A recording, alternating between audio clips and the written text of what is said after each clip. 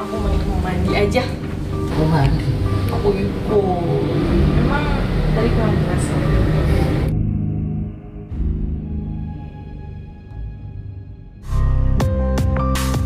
Yo, yang Semarang. Kisah dimulai dengan memperlihatkan seorang cowok bernama Andika Nur Cahyanto. Dia adalah seorang pemuda asal Yogyakarta yang merantau ke Surabaya, Jawa Timur. Di sana dia bekerja sebagai kondektur bus antar kota antar provinsi. Kemarin jadi nggak nyari jimatnya? Jadi Gus, aku tuh kemarin belusuan ke sana ke sini itu cari orang pinter. terus dapat tuh jimatnya.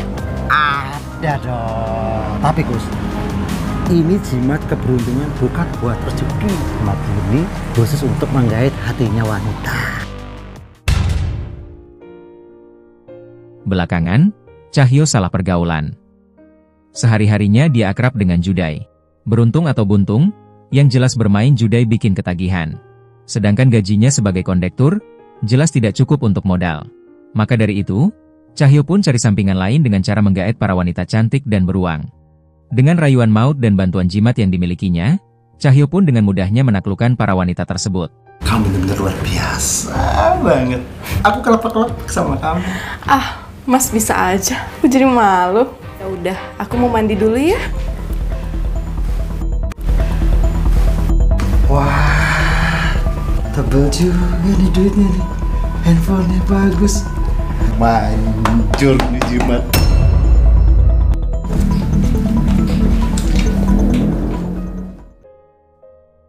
Perempuan yang menjadi calon korban Cahyo, biasanya penumpang bus atau kenalan dari media sosial.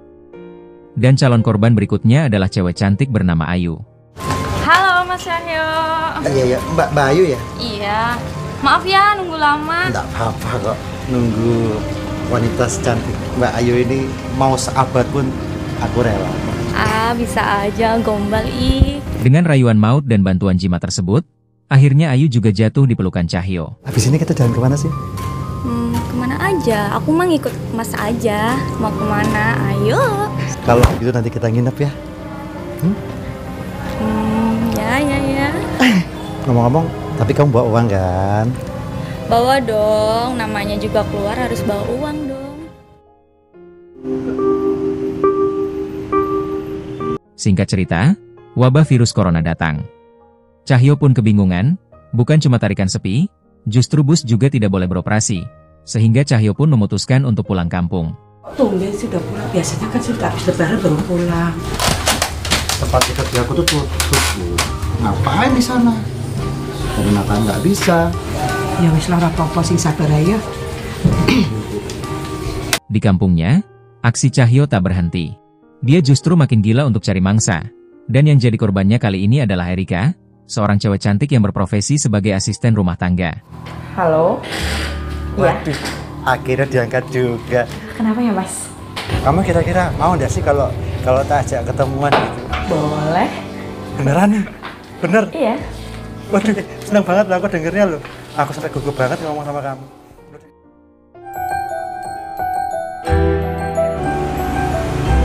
Kok lama ya minumannya ya? Nah, ini datang. Mas Cahyo, ini minumannya. Aduh, matur nuwun, Mbak. Baru lagi toh Mas. Sampai ini ngawur ya. Itu the only and the one.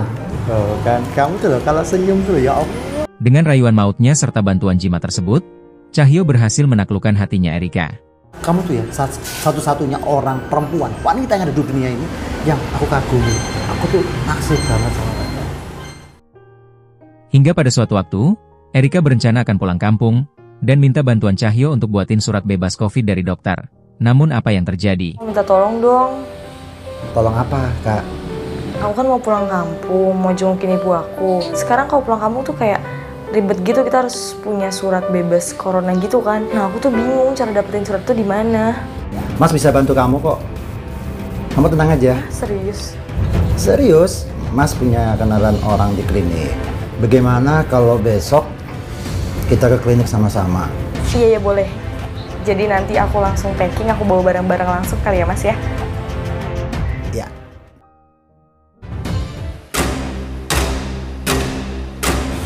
Mas, ada yang bisa dibantu? Mbak, ini seriusan nggak bisa hari ini ya, Mbak ya? tolong dong. Mohon maaf ya Mas, Mbak, hari ini kebetulan dokternya juga lagi keluar, jadi paling bisa besok pagi. Aduh, Mas, gimana dong?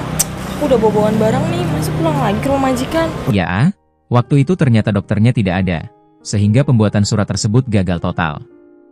Untuk memuluskan aksinya, Cahyo kemudian mengajak Erika untuk menginap di sebuah penginapan, dan apa yang terjadi? Kalau kamu harus pulang, balik lagi kan ribet banget, jauh kan? Bagaimana kalau kita booking kamar aja? Yakin, Mas? Yakin dong, kalau sama kamu apa sih yang nggak yakin? Kamu bener-bener mantap sayang. Ih, Mas, bikin aku maaf. Kamu tuh bikin aku mager. Aku mau mandi aja. Mau mandi? Aku ikut. Emang tadi kurang jelas. Keesokan harinya, mereka kemudian pergi ke salon untuk melakukan perawatan dahulu sebelum ke rumah sakit. Dan pada kesempatan tersebut, Cahyo menjalankan aksinya. Mas. Ini aku titip tas sama handphone. Kasih ya, sayang. Iya. Mbak, aku mau di smoothing, tapi kayak rambutnya kayak masih sehat gitu. Mbak, aku nggak mau pendek. Banyak juga. Sayang, aku ke depan dulu ya, mau benerin motor. Kayaknya ngalangin deh. Iya, Mas. Ya? Iya. Bentar ya, sayang ya. Cahyo kemudian pura-pura izin keluar dan meninggalkan Erika di salon sendirian begitu saja. Sehingga Mas Cahyo kemana lagi udah jam segini? Masa nggak balik-balik sih? Duh Mbak, gimana dong? Saya juga bingung, pacar saya belum balik-balik. Mana uang, handphone, sama surat-surat penting ada di situ, Mbak. Mbak kayaknya ditipu deh. Terus gimana ya? Buat ongkos pulang aja saya nggak ada, apalagi mau bayar perawatan. Daripada nungguin yang nggak pasti, mending kita langsung lapor kantor polisi aja. merasa sudah ditipu oleh Cahyo, Erika pun akhirnya melaporkan perbuatan Cahyo kepada polisi. Dan di akhir cerita, 2 minggu kemudian akhirnya Cahyo ditangkap polisi di rumahnya dengan tanpa perlawanan. Atas perbuatannya tersebut, Cahyo divonis hukuman 4 tahun penjara. Tamat dengan ending yang sangat membagongkan. Kami mendapatkan laporan kalau anak ibu sudah melakukan tindak kriminal. Dan kami harus membawa saudara Nur Cahyo ke kantor untuk diminta keterangan. Pak, saya salah apa, Pak? Tunggu dulu, Pak. Udah, pakai dulu, pakai masker dulu. Oh, pakai maskernya. Sebenarnya ada apa toh, Pak? Ayo,